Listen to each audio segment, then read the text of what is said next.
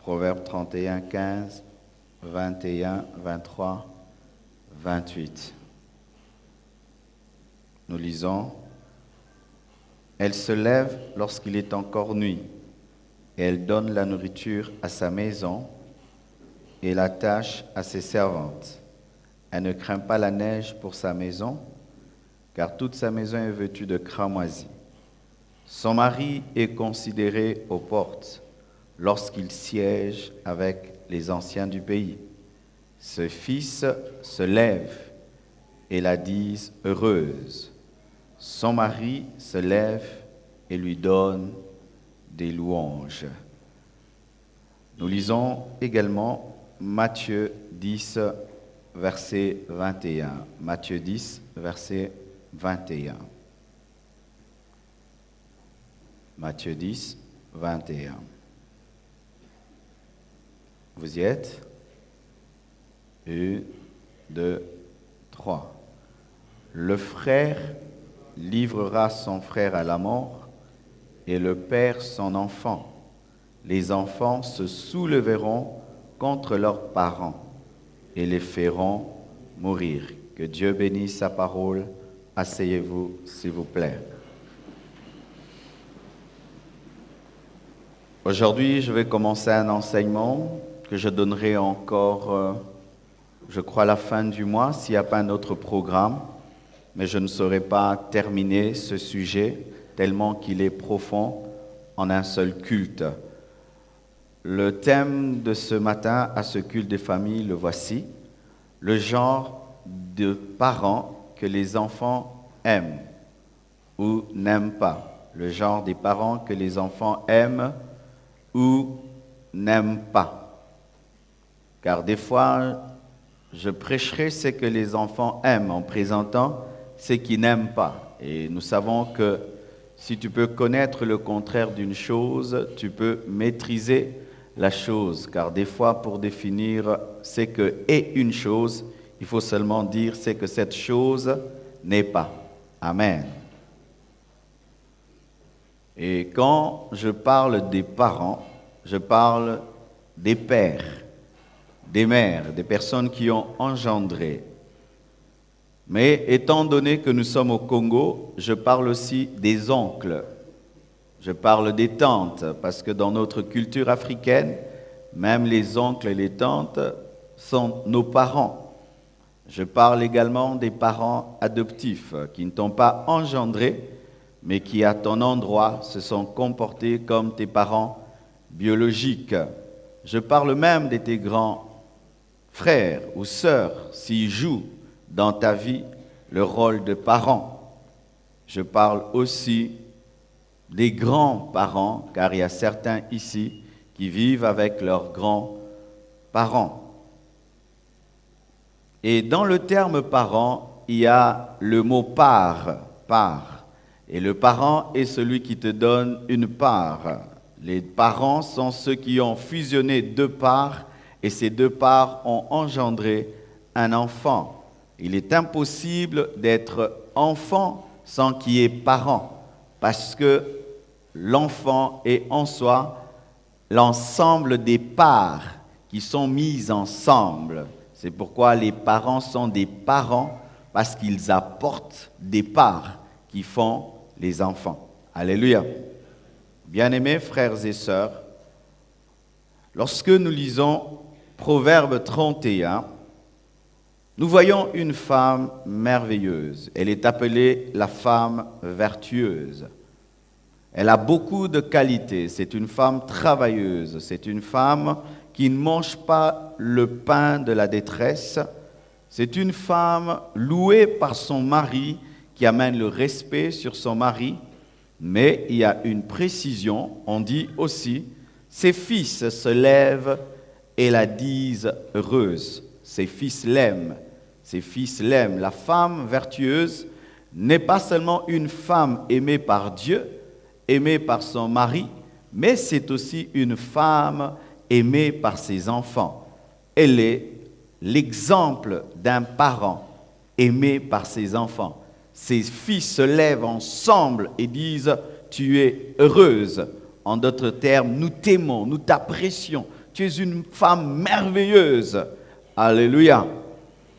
Par ce passage, nous voyons qu'il est possible d'être un parent aimé par ses enfants.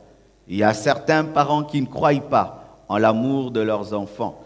Ils se disent, je fais cela. Ces enfants seront des ingrats, mais je le fais seulement. Ils finiront par un jour blesser mon cœur, mais je le fais quand même. Mais la Bible nous montre que la femme de Proverbe 31 a reçu l'amour de ses enfants. Ses enfants, ses filles se sont levées et l'ont déclarée heureuse. Amen. Et quand nous lisons Matthieu 10, verset 21, un verset terrible, la Bible dit « Le frère livrera son frère à la mort, et le père son enfant. Les enfants se soulèveront contre leurs parents et les feront mourir. » Ce sera la fin des temps. Lorsque les chrétiens seront persécutés, il y aura des déchirements dans les familles à cause de la foi, à cause de la religion. Les frères vont s'entretuer, mais les pères aussi vont tuer leurs enfants et les enfants vont se soulever contre leurs parents et vont tuer leurs parents. Nous le voyons déjà aujourd'hui, bien-aimés. Cette société moderne que nous avons est une société dans laquelle la relation entre les pères et les fils est anéantie, entre les mères et les filles est détruite. Peu de mères aujourd'hui peuvent dire qu'elles ont une bonne relation avec leurs filles. Peu de pères peuvent dire qu'ils ont une bonne relation avec leurs fils. Peu. La plupart des fils haïssent leur père. La plupart des filles haïssent leur mère. La plupart des mères sont troublées par leurs filles. Lorsque tu vois une maman triste, tu lui poses la question « D'où te viennent tes problèmes ?» Elle dit « C'est ma fille. Ce n'est pas la voisine, c'est ma propre fille. » La plupart des parents aujourd'hui sont en train d'attraper des maladies parce que leurs enfants les tuent. Parce que tuer un parent, ce n'est pas seulement prendre un couteau, mais c'est créer des problèmes dans sa vie qui créent des maladies. Alléluia. Bien-aimés frères et sœurs, parlons à présent du genre des parents que les enfants aiment ou n'aiment pas. Je veux tirer tout cela dans la parole de Dieu. La Bible dit, les parents de Jésus-Christ ayant appris ce qui se passait, que Jésus faisait des miracles, des prodiges et que des foules le cherchaient, vinrent pour se saisir de lui car il disait, il est hors de sens. Ses parents ont dit que Jésus était hors de sens, que de guérir des malades, de délivrer des prisonniers et de réunir des foules. Les parents de Jésus-Christ ont dit qu'il était hors de sens. Survinrent sa mère et ses frères qui se tenant dehors, l'envoyèrent appeler. La foule était assise autour de lui et on lui dit, « Voici ta mère et tes frères sont dehors et te demandent. » Et il répondit, « Qui est ma mère et qui sont mes frères ?» Puis, jetant les regards sur ceux qui étaient assis tout autour de lui, « Voici, dit-il, ma mère et mes frères, car quiconque fait la volonté de Dieu, celui-là est mon frère, ma sœur et ma mère. » Marc 3, versets 21, 31 et 35. Il s'agit de Jésus-Christ. Et au travers de ce passage, voici le premier principe, chers parents.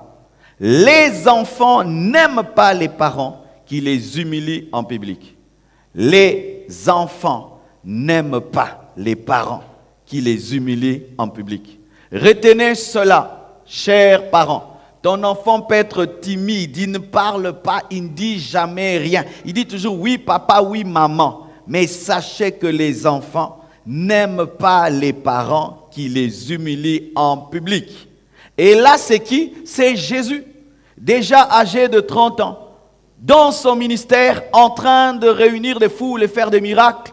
Mais ses propres parents disent qu'il est hors de sens. Pire encore, ils vont pour se saisir de lui et le ramener à la maison comme le petit Jésus qu'ils étaient allés présenter au temple.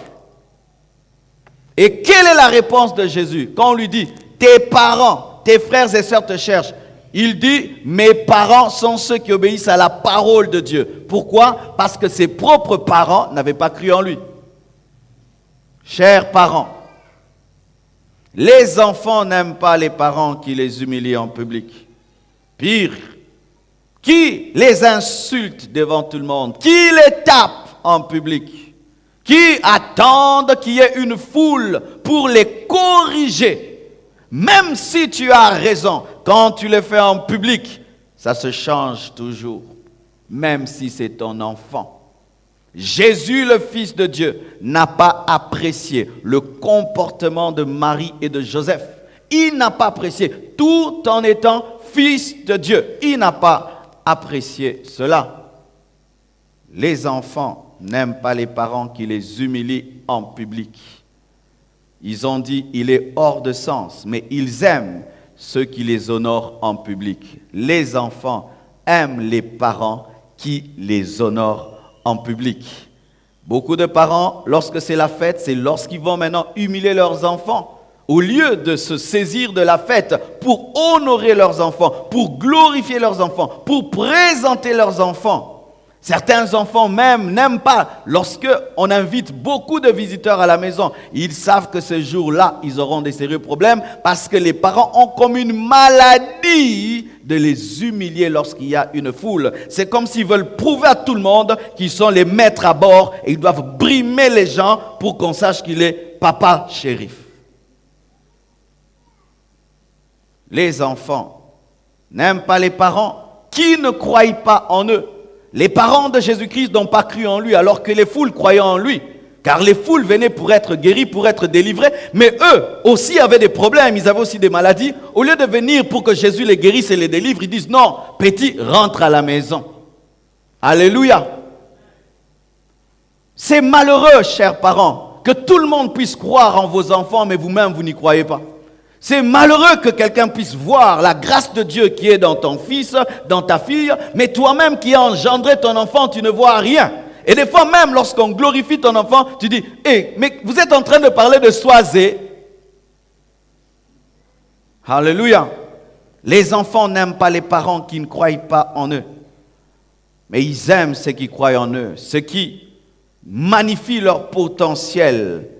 Et chers parents, lorsque les voisins commencent à croire à ton enfant plus qu'en toi-même, ton enfant va transformer le voisin en son parent. C'est ainsi que Jésus-Christ a dit, voici ma famille, voici mes parents. Ce sont ceux qui croient en moi, pas ceux qui m'ont engendré, mais ceux qui croient en moi. Car si Marie engendre Jésus sans croire en lui, Marie ne sert à rien. Alléluia. Les enfants n'aiment pas les parents qui ne croient pas en eux. Et ils sont capables même de changer de parents. Il garde ton nom, mais son cœur et sa confiance est donné à quelqu'un d'autre qui le glorifie, quelqu'un d'autre qui l'élève.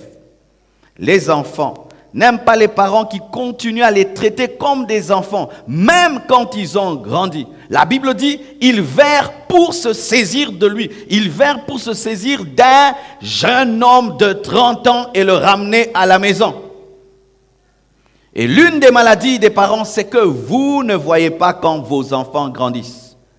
Tellement que vous les avez engendrés. Vous les avez vus dans des couches. Mais la fille change, le garçon change. Mais dans les têtes des parents, la plupart des temps, la montre n'évolue pas. Elle est bloquée au temps bébé. Et ainsi, vous voyez une grande fille traitée comme une petite fille. Pourquoi? Parce que, mais c'est ma fille. Oui, c'est ta fille, elle a maintenant 18 ans. C'est ta fille, elle a maintenant 20 ans. C'est ton fils, il a maintenant 25 ans. Ce n'est plus le petit enfant que tu tapais quand tu voulais. Maintenant, il faut lui parler. Ce n'est plus le petit enfant que tu chicotais quand tu voulais. Maintenant, il faut t'asseoir et le traiter comme un adulte.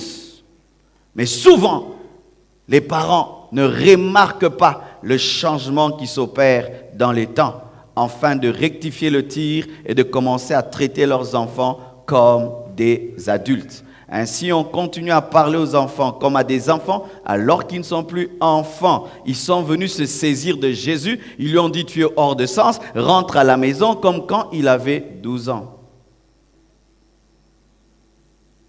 C'est ainsi que beaucoup de parents tombent des nues.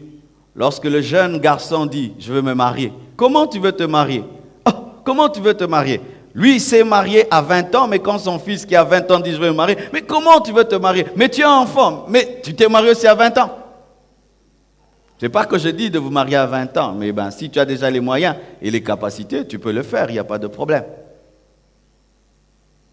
Les enfants n'aiment pas les parents, qui les traitent comme des enfants quand ils ont grandi et qui aiment toujours leur rappeler leur enfance au lieu de les tourner vers leur futur. Quand tu étais un enfant, quand tu étais un bébé, quand tu étais un enfant, quand tu étais un bébé. Vous savez ma fille, quand elle était un enfant, quand elle était un bébé, toujours tourner vers le passé et jamais vers le futur. Les enfants n'aiment pas cela. Et chers parents, si tu entends tout le temps, tes enfants te disent « j'ai grandi, j'ai grandi, j'ai grandi », c'est-à-dire que tu ne comprends pas que le temps a changé. Alléluia. Et souvent, les parents arrivent à éduquer les enfants jusqu'à un certain âge, mais lorsqu'on arrive à 18 ans, les parents sont perdus. Pourquoi? Parce que la plupart des temps, nos propres parents étaient perdus lorsqu'on a atteint 18 ans. Et nous ne savons pas comment traiter un enfant qui dépasse 18 ans. On est perdu. Ainsi, il y a une rivalité, une compétition qui se crée. Le papa veut dominer son fils parce qu'il trouve que son fils maintenant devient intelligent, devient autoritaire. Il a aussi une grosse voix, il a la barbe et il se sent en danger dans sa maison parce qu'il n'a jamais été éduqué aussi par son père après 18 ans. Et qu'est-ce qui arrive des fois? C'est le fils qui peut même t'aider à l'éduquer parce que toi-même, on ne t'a pas éduqué après 18 ans. Maintenant, il va te donner des pistes et c'est ainsi que tu peux te recycler. Car on ne donne que ce qu'on a reçu. Si mon père m'éduque jusqu'à 15 ans et après il est limité, c'est-à-dire que moi aussi, je ne sais pas ce qu'on fait à un jeune de 18 ans. Je suis limité. C'est comme moi là. J'ai été auprès de mon père jusqu'à l'âge de 15 ans. Après, j'étais à l'église. Et c'est l'église qui a fait de moi ce que je suis aujourd'hui. Et lorsque Oracle aura 15 ans, je n'aurai plus de repères. Et la seule chose qui peut m'aider, c'est me recycler et reconnaître que je suis limité parce que je ne connais pas autre chose après 15 ans. Je ne sais pas ce qu'on fait avec un garçon de 15 ans. Sauf de l'envoyer à l'église. Mais oui, l'église joue un grand rôle. Certains milieux de vous, la sexualité vous avez pris à l'église. Être grand dans la vie à l'église. Et quelle est la dernière fois que tu as causé avec ton père? Beaucoup de jeunes ici, quand ils grandissent, ils ne causent plus avec papa. Papa ne sait rien dire à un grand enfant. Ils ne savent rien, pas tenir une conversation. Ils n'ont rien à dire aux grands enfants. Seulement aux petits de 12 ans, de 11 ans, on a beaucoup de choses à dire. Mais parler à un adulte, causer, on n'arrive pas. C'est quoi? Tu as besoin de quoi? Tiens. Tu as besoin de quoi? Tiens, lis solo. Je suis fatigué. Alléluia. Les enfants n'aiment pas les parents qui continuent à les traiter comme des enfants. Et bizarrement, ça commence très tôt. Même mon fils Oracle, si je le dis, bébé Oracle, il dit non. Il vient accuser la bonne, il dit, elle m'appelle que je suis bébé. Mais tu n'as que 9 ans, 8 ans. Non, je suis grand. Je suis grand. Les enfants aiment qu'on leur dise ils sont grands. Et c'est bien aussi qu'un enfant très tôt dise qu'il est grand. Ainsi, il va affronter très vite ses responsabilités. Mais si tu le traites comme un bébé, à l'âge de 30 ans, il dira qu'il est un bébé. Tu vas le pousser hors de la maison, il refuse parce qu'il est bébé. Tu l'as tellement traité comme un bébé qu'il ne saura pas affronter la vie. Et si très tôt, il dit qu'il est grand, dis-lui qu'il est grand, ça ne te coûte rien, tu ne transpires pas, il est grand. Alléluia.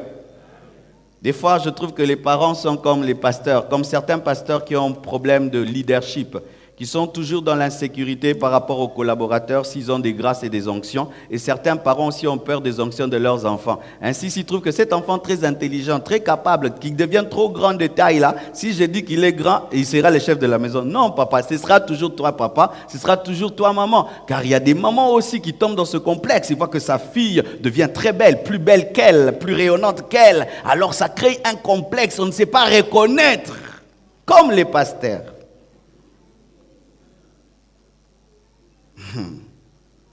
Tu portes la jupe, c'est bien. Elle, qu'elle porte cette jupe-là, c'est grave. Tu portes les chaussures, c'est bien. Et quand elle porte ça, c'est terrible. Ça te fait quoi, maman? Elle est grande. Elle est plus belle que toi. Gloire à Dieu. Gloire à Dieu. Gloire à Dieu, maman. Non, tu n'es rien. Moi, à ton âge, j'étais plus que toi. Demandez à votre papa. Les enfants n'aiment pas les parents qui ne savent pas comprendre que les temps ont changé, mais ils aiment ceux qui comprennent cela. Mais Jésus leur dit, un prophète n'est méprisé que dans sa patrie, parmi ses parents, dans sa maison. Il ne put faire là aucun miracle, si ce n'est qu'il imposa les mains à quelques malades et les guérit. Les enfants n'aiment pas les parents qui les méprisent parce qu'ils connaissent leurs faiblesses, parce qu'ils les ont vus faire leurs premiers pas, parce qu'ils sont sortis d'eux, parce qu'ils n'ont aucun mystère pour eux, parce qu'ils sont leurs produits. Un prophète ne fait pas beaucoup de miracles dans sa patrie parce qu'il n'a pas de mystère dans sa patrie. Et beaucoup d'enfants sont blessés par les personnes qui les connaissent très bien parce que ce sont ces personnes qui ne croient pas en eux. Parce que je te connais. Mais ce n'est pas parce que tu le connais que quand il devient président, que tu ne vas pas le traiter comme un président. C'est le président et il peut t'arrêter. Alléluia. Il peut t'arrêter. Le fils président peut t'arrêter. Et tu ne vas pas venir, tu arrêtes son discours. Arrête le discours, viens ici. Non, c'est le président. Tu dois des fois te soumettre au protocole parce que c'est le président. Et je bénis Dieu des fois, quand je vois ma mère venir à l'église, elle s'assied là où on lui dit de s'asseoir. Elle attend qu'on la dise d'entrer dans mon bureau. Elle n'y entre pas quand c'est la mère du pasteur. Non, ici ce n'est pas Marcelo, ici c'est pasteur Marcelo Tunas. Alléluia. Tu peux entrer dans un avion, c'est ton fils qui est le pilote, tu ne vas pas te lever. Oh, c'est comment là? Non, tu vas t'asseoir. Si on dit attacher vos ceintures, tu attaches les ceintures, la ceinture, même si c'est ton fils qui est le pilote. Mais qu'est-ce qui arrive souvent, les parents, surtout les tantes, surtout les cousines? Vous avez une cousine qui devient une grande femme, un cousin qui devient un grand homme. Et vous avez toujours l'habitude de la ridiculiser. Souvent, dans les fêtes, je vois, dans les fêtes, c'est comment on te rappelle, on t'appelle avec ton petit nom là de l'enfance, mais c'est devenu une grande dame. Une grande dame, mais tu l'appelles avec le petit nom. Et quelle est cette maladie que nous avons toujours à ramener les gens plus bas, les rappeler d'où ils viennent? Toi, je te tapais quand tu étais un enfant. Toi, je t'ai tapé. Mais c'est une personne maintenant qui a 35 ans. Et tu le dis dans une fête. Tu le dis dans un deuil. Et d'autres même qui cherchent à envoyer des femmes mariées dans un deuil. Parce que tu l'envoyais quand il était enfant. Maintenant, malgré son mari à côté, tu l'envoies encore. Parce que tu es noko. On veut toujours maintenir son autorité. Et là, il n'y a pas beaucoup de miracles. C'est pourquoi beaucoup de parents ne profitent pas des grâces, des bénédictions, de l'intelligence de leurs enfants, parce que leurs enfants n'ont aucun mystère pour eux. La Bible dit, le temps où Élisabeth devait accoucher arriva, et elle enfanta un fils. Ses voisins et ses parents apprirent que le Seigneur avait fait éclater envers elle sa miséricorde, et ils se réjouirent avec elle. Luc 1, verset 57 à 58. Élisabeth était stérile pendant longtemps, mais un jour Dieu a visité Zacharie, et Dieu leur a donné Jean-Baptiste. Et quand Dieu a béni, ses voisins, et pas seulement les voisins, ses parents apprirent que le Seigneur avait fait éclater envers elle sa miséricorde, et se réjouirent avec elle. Les enfants aiment les parents qui se réjouissent avec eux quand Dieu les visite, et ils n'aiment pas ceux qui sont jaloux et insensibles à leur joie. Ils aiment les parents qui font de leur victoire la leur. Amen. Les enfants aiment cela. Il a distingué, il voit papa est content parce qu'il a distingué. Il a eu son diplôme, il voit que maman est contente parce qu'il a eu son diplôme. Il construit une maison, papa est content, mon fils a construit une maison. Il achète une voiture, ses parents sont contents parce qu'il a acheté une voiture. Mais lorsque Élisabeth est enceinte et enfante, mais les parents ne se réjouissent pas, elle se pose la question, ils étaient contents lorsque j'étais stérile. Comment vous comportez-vous face aux bénédictions de vos enfants? L'enfant se bat et se bat, afin de faire la fierté de ses parents. Et quand il se bat, il vient vers ses parents pour voir leur joie. C'est l'insensibilité. Quand j'étais allé à Brazzaville, ma fille, dans leur école, il y avait une journée sportive et ils devaient courir. La championne devait avoir une médaille. Et Chifra a couru. Elle a remporté la victoire. Mais je devais être là, mais j'étais à Brazzaville. Et quand on lui pose la question, à qui tu dédies ta médaille? Chifra dit à papa. Mais je n'étais pas là. Et quand je suis rentré, la première chose qu'elle va me dire, papa, regarde ma médaille. J'ai couru plus que tout le monde. Elle prendra la médaille et la mettra sur mon cou. Un enfant de 3 ans. Et quand je prends la médaille, je la porte pour lui faire plaisir. Ce n'était pas de l'or, mais c'était comme de l'or. Mais on dit, mais on a or. Alors je porte pour lui faire plaisir. Mais quand je vais dormir, j'enlève la médaille, je la mets quelque part. Elle vient me suivre, elle me dit, où est la médaille? Il dit, porte la médaille. Donc j'ai dormi avec une médaille pour faire plaisir à Chifra. Pourquoi? Elle a couru pour moi. Elle a couru pour que je sois content. Et comment est-ce que je ne me réjouis pas? Des fois, papa, ton enfant distingue, c'est pour te faire plaisir. Mais quand il revient, papa, j'ai distingué. Ah, c'est vrai, combien? 70. Oh, moi, je faisais 80. Vraiment, les enfants d'aujourd'hui, c'est comme si au temps de nos parents, tous étaient premiers de la classe. Votre école, là où tout le monde était premier de la classe, vous devez me montrer cette école-là. Tous les parents étaient premiers de la classe. Maintenant, qui était dernier? Oh, ça c'est mon ami. Mais ton ami là, il était aussi premier de la classe. Alléluia.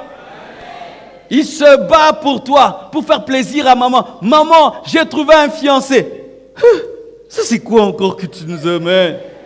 Vraiment, toi tu es maudite. Au lieu que tu dises, ah vraiment, oh gloire à Dieu, ma fille aussi a trouvé. Même si la personne ne te plaît pas. Comme ta fille est joyeuse, trouve une stratégie de lui dire, faut la missou. Alléluia.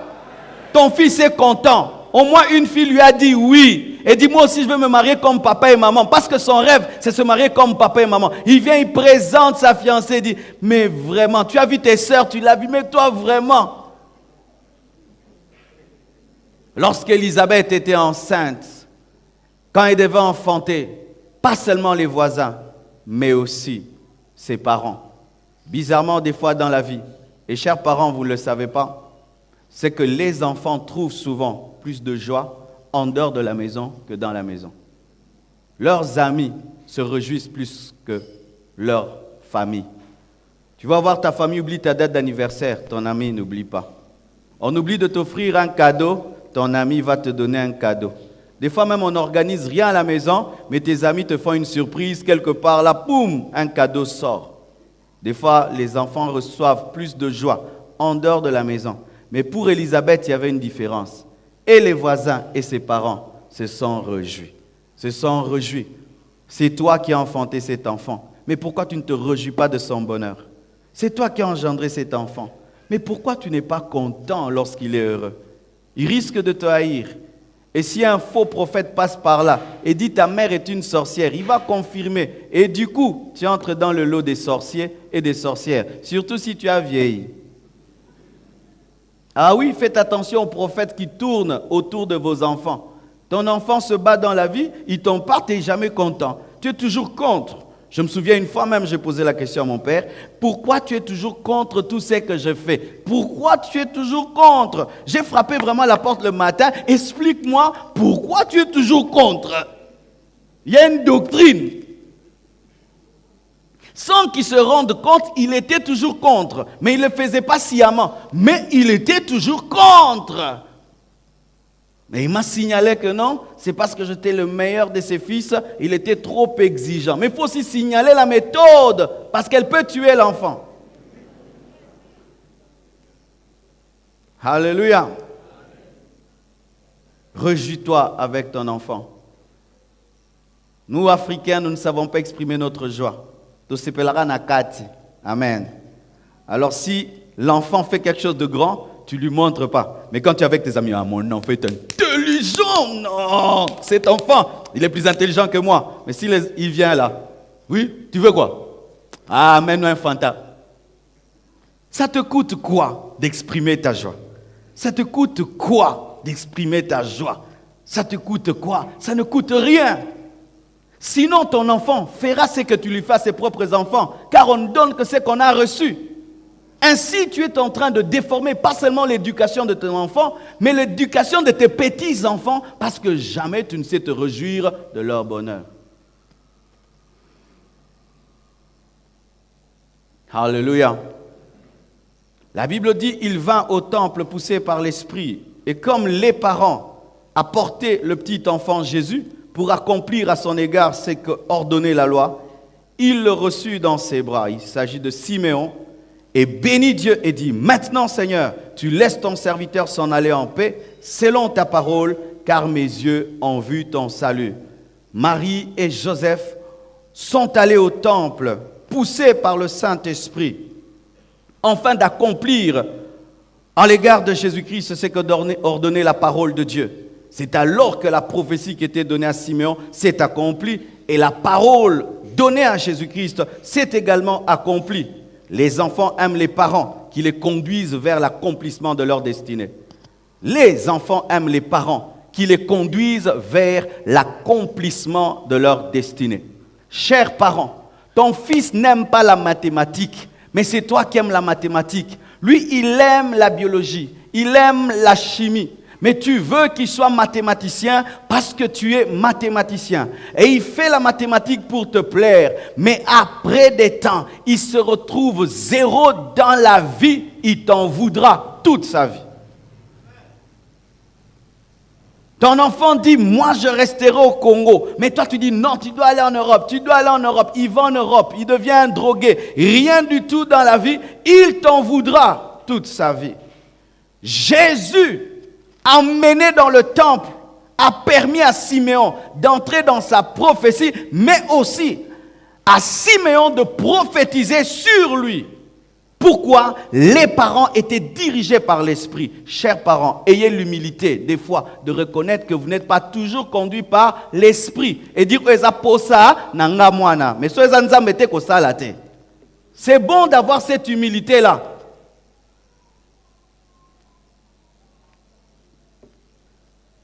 Si après mon diplôme, mon père était conduit par l'Esprit, il m'aurait laissé faire mes études en théologie. Parce qu'après que j'ai eu mon diplôme, j'ai senti que je serais un homme de Dieu. Et il fallait que je fasse des études en théologie. Et il a dit non. Je suis allé, j'ai fait l'économie appliquée. J'ai fait 5 ans, j'ai fait l'économie appliquée. Je ne sais pas quand est-ce que j'applique l'économie appliquée. Mes 5 années-là, si je les avais fait à l'UPC, j'aurais une licence en théologie et j'ajouterais du grec, de l'hébreu pendant que je vous parle. Pourquoi? Il en voulait, il voulait. Ayez l'humilité de reconnaître que vous ne maîtrisez pas tout. La Bible nous dit qu'ils ont été conduits par l'Esprit, dirigés par l'Esprit. Tu peux avoir la sagesse, l'intelligence, mais la vie de ton fils, de ta fille, c'est plus que des idées, des pensées humaines. C'est une prophétie. C'est un plan de Dieu. Mais si alors Dieu te fait grâce de connaître le plan de Dieu dans la vie de ton enfant, travaille à ce qu'il s'accomplisse. Et de ce côté-là, je bénis les hommes blancs. S'ils sentent seulement que son enfant est fort, rien qu'en ping-pong ou en tennis, tout sera par rapport au tennis. Mais qui ici au Congo peut accepter que son fils soit tennisman? Moi, non, ça n'a pas de tennis. Vous me regardez, Azanga Moussala, ma licence en droit. Raphaël Nadal peut payer combien de licenciés en droit? Roger Federer peut payer combien de licenciés en droit? Un milliardaire en culotte.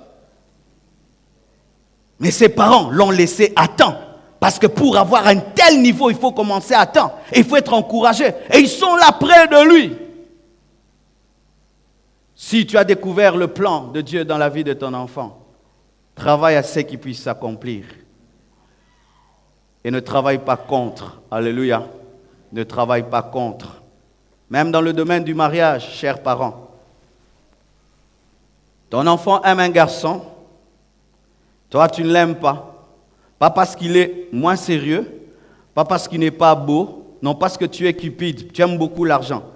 Ce n'est même pas un irresponsable. Il est responsable, mais il ne va pas donner les millions au début à ton enfant. Mais ton enfant va quand même manger, boire, aura des vêtements. Mais toi, tu veux du coup un milliardaire, un millionnaire, et tu chasses ce beau garçon, et il s'en va. Et puis ta fille te trouve l'homme riche que tu veux. Mais l'homme riche maltraite ta fille et elle souffre. Tu as détruit sa destinée. Par ta cupidité, tu as détruit sa destinée par ta cupidité. Vous avez un grand rôle, chers parents. C'est pourquoi aujourd'hui, je voulais que vous soyez devant, parce que ça vous concerne. La Bible nous dit que l'obéissance de Marie et Joseph a permis à ce que Siméon prophétise sur Jésus. Donc, si Marie et Joseph avaient refusé d'obéir à la parole de Dieu et d'amener Jésus dans le temple, cette parole prophétique n'allait pas s'accomplir. Les enfants aiment les parents qui obéissent à Dieu pour que leur vie soit bénie. Car lorsque, chers parents, vous menez une vie de péché et de désobéissance, vous bloquez aussi le plan de Dieu dans la vie de vos enfants. Lorsqu'un père se retrouve dans la maison d'un féticheur, tout ce qu'il est en train de faire ouvre des portes dans la vie de ses enfants. Lorsqu'un père est en train de détruire sa vie, il ne détruit pas que sa vie, il détruit aussi la vie de ses enfants. Je donne un exemple. Tu as une bonne vie, un bon salaire.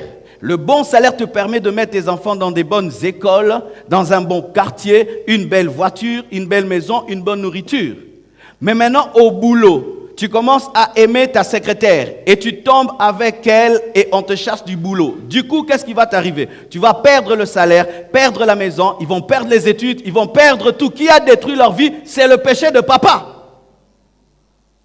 C'est le péché de papa. Et ils rencontrent leurs amis. Mais comment vous n'étudiez plus ici? Papa était tombé avec sa secrétaire. Mais pourquoi tu as un pied? Papa était tombé avec la secrétaire. Mais pourquoi on ne te voit plus dans tel quartier? Mais non, on a changé de quartier parce que papa avait. C'est ainsi que même les enfants viennent dire à leur papa, pourquoi? Parce que le père ne comprend pas qu'il y aura des conséquences. L'obéissance de Marie et Joseph a permis à ce que Siméon rencontre Jésus. Mais la désobéissance allait faire quoi? La Bible nous dit que Joseph voyait des songes, obéissait aux anges. C'est pourquoi Jésus-Christ était gardé même en Égypte. Et s'il était désobéissant? Les enfants aiment voir des parents qui se gardent, des filles qui vivent avec leur maman et voient leur maman sollicitée par des hommes plus riches que papa. Mais leur maman dit non. De telles filles aiment leur maman. Oui. Il y a des mères qui sont aimées par leurs filles seulement parce qu'elles sont fidèles à papa. Chère maman, quand tu trompes ton mari, tu penses que tes filles vont t'aimer. Tu es déjà en train de leur donner une sémence d'infidélité et d'adultère. Parce que lorsque une fille voit sa mère vieillir dans la fidélité, elle dit moi aussi je le pourrais. Mais quand sa mère tombe, elle commence à douter. Elle commence à douter. Alléluia. Les enfants aiment les parents qui les conduisent vers l'accomplissement de leur destinée. Ils aiment les parents qui les poussent vers les choses essentielles. La Bible nous dit qu'ils l'ont amené dans la présence de Dieu. Ils l'ont amené dans le temple. Beaucoup d'enfants sont dans la musique mondaine à cause de leurs parents. C'est papa qui a pris un CD de tel grand musicien qui l'amène à la maison. Et tout le monde a commencé à danser. C'est papa qui achète des mini-jupes et qui amène aux enfants. Et il se retrouve dans le péché parce que c'est papa. C'est papa qui a amené un peu d'alcool, l'a donné à tout le monde, buvait un peu. Et demain, son fils devient un ivrogne. Mais qui a acheté la première boisson, la première bière? C'était papa. C'est papa qui l'a entraîné à boire. C'est papa qui l'a entraîné à danser, à aller dans les boîtes. C'est papa. Mais c'est merveilleux lorsque c'est papa qui t'a appris à prier, qui t'a appris à jeûner, qui t'a appris à intercéder, qui t'a appris à craindre Dieu. Là, c'est merveilleux lorsque c'est papa qui t'a aidé à avoir foi en Dieu. C'est papa qui t'a aidé à te purifier, à te sanctifier. L'une des personnes qui m'aide à être sérieux dans le ministère, c'est mon père. C'est mon père. Il me dit toujours, Marcelo, le jour que tu deviendras un faux pasteur, nous allons te régner. Ne va pas servir Dieu pour nous amener les offrandes. Même quand tu sais qu'on a des problèmes, ne va pas prêcher pour nous donner l'argent. Une fois, je suis allé les visiter il y a très longtemps. Ils passaient par des moments difficiles. Et ma mère m'a suivi. Elle a remarqué que j'étais touché. Elle m'a dit, On t'a dit toutes ces choses pour que tu pries, mais pas pour que tu ailles servir Dieu et nous donner l'argent. S'il y a des gens qui m'aident à rester pur, ce sont mes parents. Et la première fois que je suis allé à Mbujimaï, mon père a prié pour moi et il m'a dit, j'espère que tu ne vas pas à Mbujimaï pour le diamant, mais tu vas pour les âmes. Alléluia. Alléluia. C'est pourquoi nous devons être une nouvelle génération de pères, une nouvelle génération de mères qui poussent nos enfants à la sainteté, à la pureté. Ils te diront merci. Je dis, ils te diront merci. Ils te diront merci. Merci. Je crois que je peux vieillir avec mon épouse à cause de mes parents. Je les vois vieillir ensemble, toujours en train de s'aimer. Je crois. Je n'ai pas besoin d'un verset. Ils sont un verset biblique pour moi. Chaque fois que je les visite, c'est un verset qui parle et qui marche. Mais s'ils divorcent, ils ne savent pas comment est-ce qu'ils vont ébranler ma foi. Souvent, les parents prennent à la légère ce qu'ils font. Vous minimisez l'impact de vos actions dans la vie de vos enfants. Ils aiment les parents qui facilitent l'accomplissement des prophéties prononcées sur eux. C'est pourquoi il y a certains parents qui amènent leurs enfants vers les pasteurs, les serviteurs de Dieu. Pasteur, prie pour cet enfant. Dieu a dit ça sur sa vie. Ils viennent même avec l'offrande. Ils donnent l'offrande pour que la prophétie s'accomplisse. Ça, ce sont des parents très intelligents. Alléluia. Qui font que la prophétie s'accomplisse. Et il dit, ah, mon enfant, il est calé dans tel domaine. Quelle est l'université qui peut l'aider? Il fait tout pour que son enfant étudie dans cette université-là, pour que la prophétie s'accomplisse. Il peut se dépouiller de tout son argent pour que son enfant soit dans les conditions qui vont faciliter la prophétie. Ça, c'est un parent. Ça, c'est un parent. Alléluia. Bien-aimés frères et sœurs, la Bible dit ceci. Quand ses parents le virent, ils furent saisis d'étonnement. Et sa mère lui dit, « Mon enfant, pourquoi as-tu agi de la sorte avec nous? Voici ton père et moi, nous te cherchions avec angoisse. » Il leur dit, « Pourquoi me cherchez-vous? Ne savez-vous pas qu'il faut que je m'occupe des affaires de mon père? » Mais ils ne comprirent pas ce qu'il leur disait. Luc 2, versets 27 à 30 et 48 à 50. Les enfants aiment les parents qui les laissent vivre leur vie. Je répète, les enfants aiment les parents qui les laissent vivre leur vie, vivre leur destinée, être eux-mêmes, servir Dieu selon leurs particularités et selon leur domaine. Je ne parle pas de libertinage ni de rébellion, mais de l'acceptation de Dieu, plutôt du plan de Dieu pour vos enfants, qui est différent du vôtre. Et je ne dis pas que tout le monde a l'appel de Dieu, parce que souvent dans les églises, quand on parle de destinée, c'est être pasteur. Non. Tu peux avoir la destinée d'être président, d'être professeur. Tu peux avoir la destinée d'être un juge. Tu peux avoir la destinée d'être un footballeur. Mais les enfants aiment les parents qui les laissent vivre leur vie. Jésus-Christ leur a dit, ne savez-vous pas qu'il faut que je m'occupe des affaires de mon Père? C'est-à-dire, laissez-moi libre, libre. Bien-aimé, l'amour, c'est bien. Mais l'amour, des fois, étouffe. Amen. L'amour, c'est bien. Mais l'amour, des fois, étouffe. Lorsqu'on m'a offert un petit chien, ce chien m'aime beaucoup. S'il me voit, il saute sur moi. Il saute sur moi. Il laisse tout le monde. Il vient sur moi. Je lui ai même donné le nom de Charlotte. Et quand elle me voit, elle est heureuse. Elle court. Quand je reviens du voyage, elle saute sur moi. Quel bonheur! Mais ces derniers temps, elle a exagéré. Donc, elle se comporte maintenant comme un chat.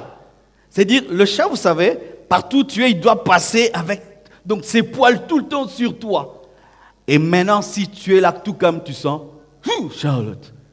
Tu es là, Charlotte, Charlotte, Charlotte. Tu marches, Charlotte est derrière toi. Tu vas, Charlotte est derrière toi. Aujourd'hui, pendant que je prie, elle frappe à la porte et va entrer. C'est beaucoup trop d'amour. J'ai besoin un peu de respirer. Charlotte, aime-moi, mais d'oser. Et les parents aussi. Des fois, vous couvez trop vos enfants au point de les étouffer. C'est-à-dire, l'amour, c'est bien, mais l'amour aussi étouffe. Même dans le mariage, des fois, nous les hommes, on a besoin que la femme soit un peu dans son coin. Aux côtés, nous pouvons raisonner vie. Et ça, c'est que tu as raisonné vie. Ah, papa, est-ce que tu as aussi? Parce que bino bokansa to lingi bino te to za bonga mo boza musika kana raisonner. Mais les femmes, quand on passe par de tels moments, oh, mais qu'est-ce que tu as? Tu passes des fois. Non, non, non. Des fois, Moïse a besoin d'être seul à la montagne. Parce qu'il a des grandes responsabilités. Et il ne peut pas être tout le temps romantique, romantique, romantique, romantique. Des fois, il faut prendre des décisions. Et des fois aussi, avec les enfants, les parents sont ainsi.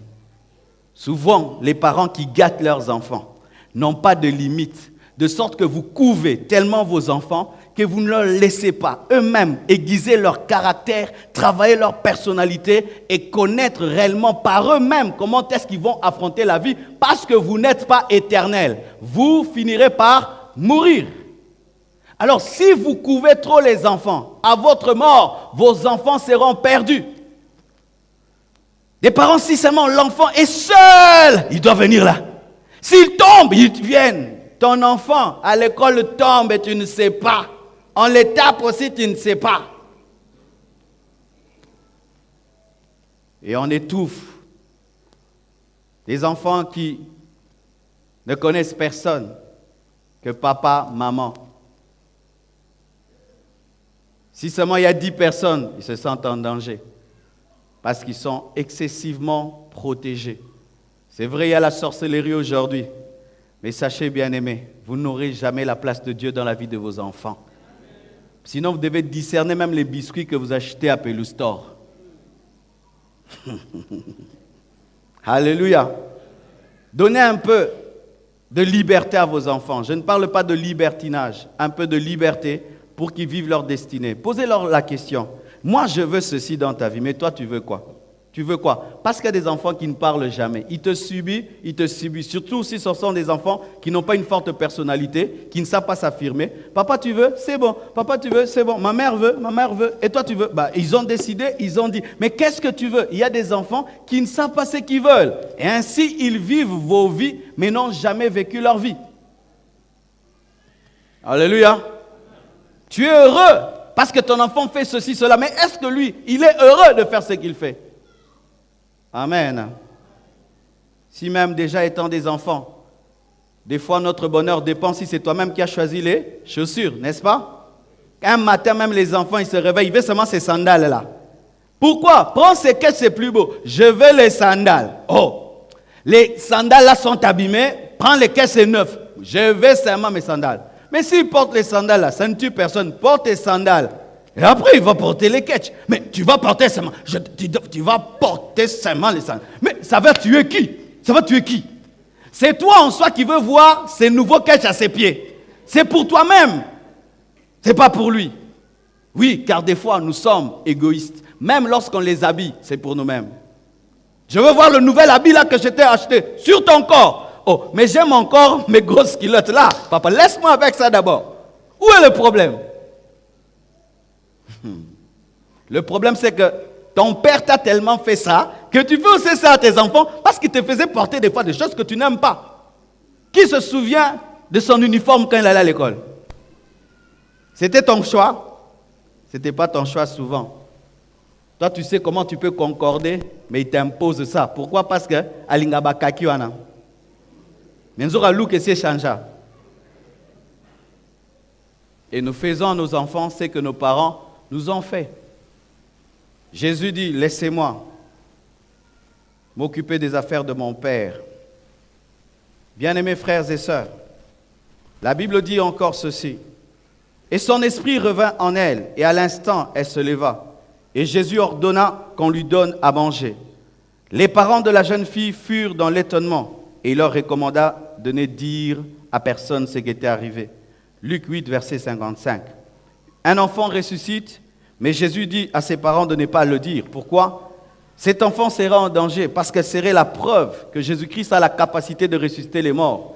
Et malgré que c'était une bénédiction, il fallait que ses parents puissent garder cette nouvelle. Voici, bien-aimés, les enfants aiment aussi les parents qui savent garder les secrets. Les enfants n'aiment pas les parents indiscrets, loquaces sur leur vie, sur leurs projets, sur leurs problèmes. Les enfants n'aiment pas les parents qui mettent leur vie en danger en étant indiscrets. L'indiscrétion détruit les enfants. Il y a des choses qui sont arrivées dans la vie de ton enfant, mais Tout le monde n'est pas obligé de le savoir. J'étais allé quelque part et je vois une maman qui s'approche de moi. Elle me dit que sa fille souffre et tout le reste. On est à l'aéroport.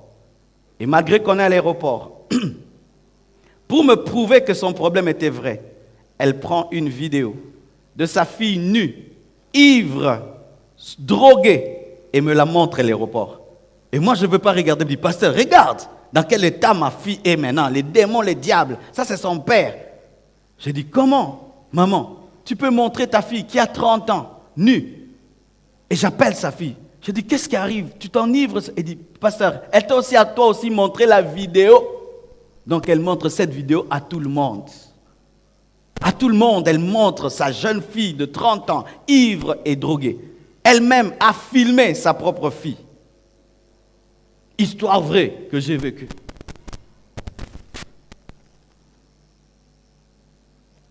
Tout le monde est au courant de ce qui se passe dans la vie de tes enfants, tes petits frères, tes petites sœurs. Et tu as remarqué, toi tu dis tout sur tes enfants, mais tes frères et sœurs ne disent rien sur les leurs. Pour tes enfants, il y a des réunions, mais pour leurs enfants, il n'y a pas de réunion. Ah oui, pour tes enfants, réunion. Ton enfant là, pourquoi il n'étudie plus? Ton enfant là, pourquoi on l'a engrossé? Ton enfant ça. Mais leurs enfants aussi. Leurs enfants commettent des bêtises. Il n'y a jamais de réunion. Il y a des réunions que sur tes enfants. Mais qui amène les nouvelles? C'est toi qui amènes les nouvelles. C'est toi qui amènes les nouvelles. Tu ne protèges pas tes enfants. Même si ton enfant fait le mal, c'est ton enfant. Et tu n'as pas à l'exposer pour paraître être honnête, juste. Il a besoin que tu caches. Mais là, c'était une bénédiction, une résurrection. Mais cette résurrection mettait cette fille en danger. Elle pouvait mourir. Elle pouvait être tuée par les Juifs. Mais ses parents ont gardé ce secret. Maman, savez-vous garder le secret de vos enfants? Savez-vous garder le secret de vos enfants? Et même quand un homme vient épouser ta fille, tu ne dois pas tout lui dire. Il vient pour observer et tu racontes tout. Maintenant, si 10 hommes viennent pour épouser ta fille, tous connaîtront tout sur ta fille, qu'elle faisait pipi au lit jusqu'à l'âge de 18 ans. Ah oui, parce qu'il y a des grandes filles qui font encore pipi au lit. C'est seulement maman qui sait. C'est maman qui sait. Elle n'aime pas ça, elle prie, elle pleure. Seigneur, guéris-moi. Mais qui va le dire? C'est sa mère. C'est sa mère qui va le dire. Un jour, sous l'emprise de la colère, devant tout le monde, elle lui lance « Ya! Moi, si tu te revois! »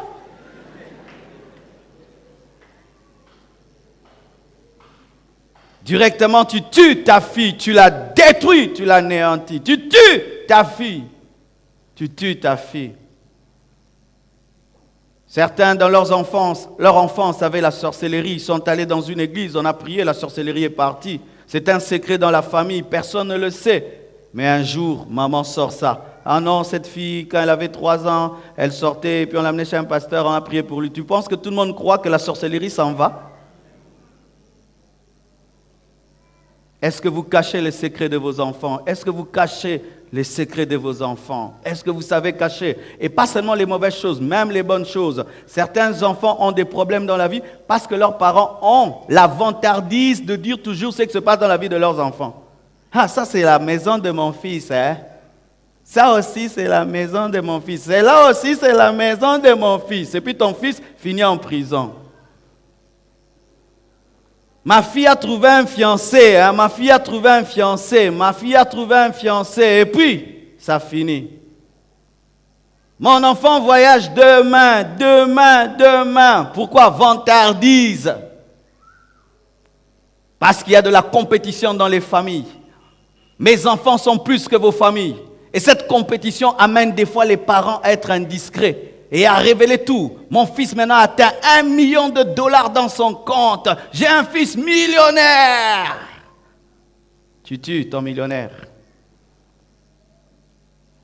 Amen. C'est ainsi que les enfants ne se confient plus à leurs parents. Parce que tout ce qu'il te dit, il finit par l'entendre quelque part. Et tu dis, ces enfants ne me disent jamais plus rien. Ne me disent rien. Mais comment ils vont dire à un indiscret, même si c'est papa, même si c'est maman, comment il va dire?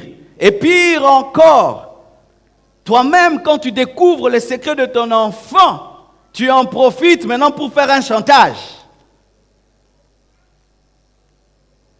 Je vais dire à ta femme que tu l'as trompée. L'enfant vient se jeter à tes pieds. Papa, j'ai trompé ma femme, aide-moi, aide-moi. Mais demain, c'est papa sans la permission de sa femme qui appelle la femme. Viens ici, mon fils m'a dit. Ah oui, parce qu'il y a des pères qui pensent qu'ils sont omnipotents, décidant tout.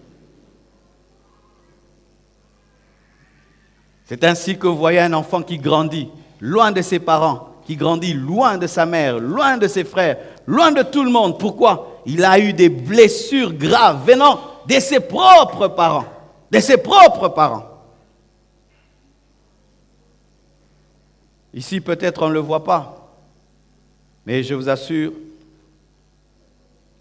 en Europe, tu vas voir une vieille dame pleine de bijoux. Elle va seule au restaurant, toute seule. Personne ne lui cause, personne ne lui parle. Elle est là toute seule, mais elle a des enfants, elle a tout le monde, mais tout le monde est allé loin d'elle. Pourquoi? C'est une chipie. Azokisata lati. Alors on la laisse vieillir toute seule et toute seule. Elle meurt et personne ne vient réclamer le corps. C'est le gouvernement qui l'enterre. Et je vous assure, au Congo, nous sommes en train d'évoluer dans cela aussi. Car vous allez remarquer que les relations entre les parents et les enfants commencent à s'émietter parce que les parents continuent à se comporter comme des dictateurs et ne savent pas dialoguer.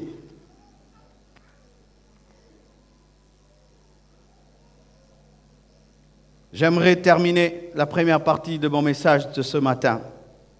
Bien-aimés frères et sœurs, la Bible nous dit, les Juifs ne crurent point qu'il avait été aveugle et qu'il avait pu voir, jusqu'à ce qu'ils aient fait venir ses parents. Et ils les interrogèrent disant, « Est-ce là votre fils que vous dites être né aveugle? Comment donc voit-il maintenant ?» Ses parents répondirent, « Nous savons que c'est notre fils et qu'il est né aveugle. Mais comment il voit maintenant ou qu'il ait ouvert les yeux? C'est ce que nous ne savons pas. Interrogez-le lui-même, il a de l'âge. Il parlera de ce qui le concerne. » Ses parents dirent cela parce qu'ils craignaient les Juifs, car les Juifs avaient déjà convenu que si quelqu'un reconnaissait Jésus-Christ pour Christ, il serait exclu de la synagogue. C'est pourquoi ses parents dirent, il a de l'âge, interrogez-le lui-même. Un homme est guéri par Jésus-Christ, il était aveugle. Aveugle né, et ses parents le savent. Mais les Juifs refusent de croire en ce miracle. Ils vont interroger le fils, et le fils dit que Jésus l'a guéri. Ils vont interroger les parents disent, allez le voir lui-même, il a de l'âge. Non pas parce qu'il aimait, mais parce qu'ils avaient peur de la mort, ils ont exposé leur enfant. Les enfants n'aiment pas les parents qui les abandonnent dans les moments difficiles et qui les aiment quand tout va bien. Les enfants n'aiment pas les parents qui les abandonnent dans les moments difficiles et qui les aiment quand tout va bien. Chers parents, des fois quand l'enfant est premier de la classe, vous êtes là et vous l'accueillez, c'est mon fils. Mais quand il est le dernier de la classe, vous l'abandonnez, cela blesse. Cela blesse. Lorsque les parents sentent que c'est celui qui est premier de la classe qui est honoré, mais celui qui est le dernier est traité comme s'il n'était pas de la famille. Il faut aimer tous les enfants, que ce soit le plus intelligent et le moins intelligent. Mais pousser le moins intelligent à travailler, mais n'est pas le haïr pour cela. Lorsque ton enfant est riche, tu l'appelles tout le temps et tu le cherches tout le temps. Tu rends tout le temps service. Mais lorsqu'il perd son travail, tu ne l'appelles plus, tu ne les cherches plus. Cela blesse les enfants. De remarquer que dans les parents, il y a maintenant un amour d'intérêt. Ainsi, on est plus avec celui qui a réussi dans la famille et on abandonne celui qui n'a pas réussi. On appelle celui qui a réussi et celui qui n'a pas du boulot, on ne l'appelle pas. Cela blesse les enfants de voir comment est-ce qu'on traite le riche et on rejette le pauvre alors qu'il est issu du même père et de la même mère. Cela blesse les enfants. Et la Bible nous dit qu'ils ont abandonné leur enfant à son triste sort. Va, plaide pour toi-même. Nous, on ne va pas parler. Si on parle, on nous tue. Ils ont sauvé leur peau et ils ont abandonné leur enfant. Les enfants n'aiment pas les parents égoïstes qui ne pensent qu'à eux. À eux. D'abord, lui. Les enfants ne portent pas des vêtements. Lui s'achète des vêtements. Les enfants n'ont pas encore mangé. Lui a déjà mangé. Les enfants dorment sur des mauvais matelas, mais lui, il a un très bon matelas. Sa chambre est climatisée, mais ses enfants dorment sans climatiseur, même pas un ventilateur. Il mange bien, mais ses enfants mangent mal.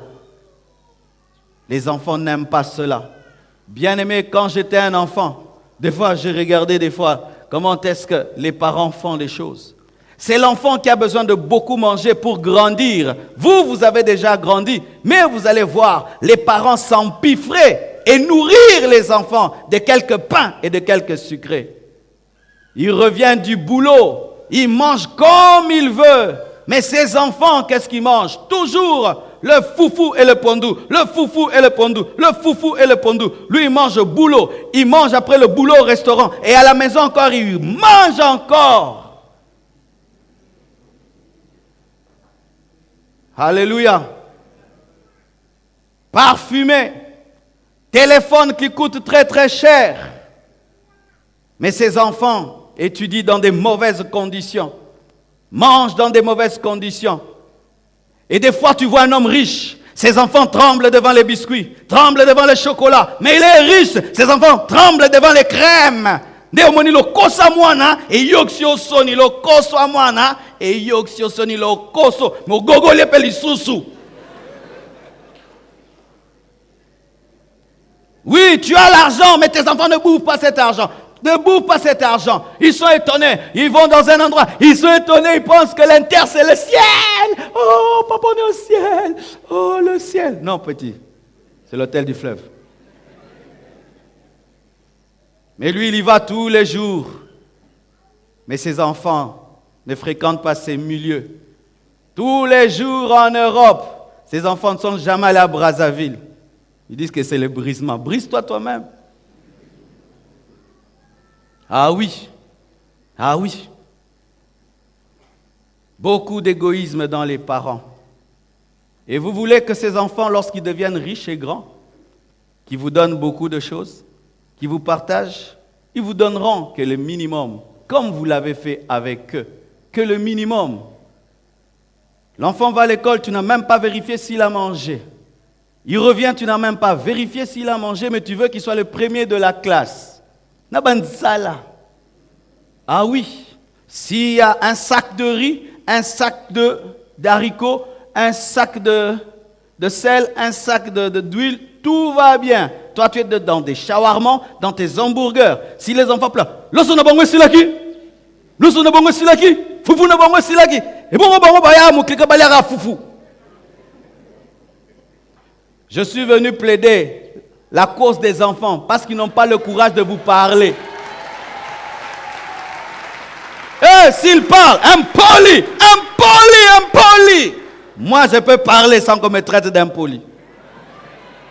Oh, mais oui, mais Oracle aussi, il m'a fait ça. Il a dit, mais papa, mais dis donc. Mais pourquoi c'est ta chambre qui est si jolie? Mais papa. Ah oui, il m'a dit, mais comment ta chambre est si jolie? Il fallait aussi que je m'occupe de sa chambre. Parce que lui, il est grave, quoi. Si chez eux, le décodeur ne marche plus, il vient à ta télévision. Chez moi, ça ne marche pas. Donc, moi aussi, je dois suivre.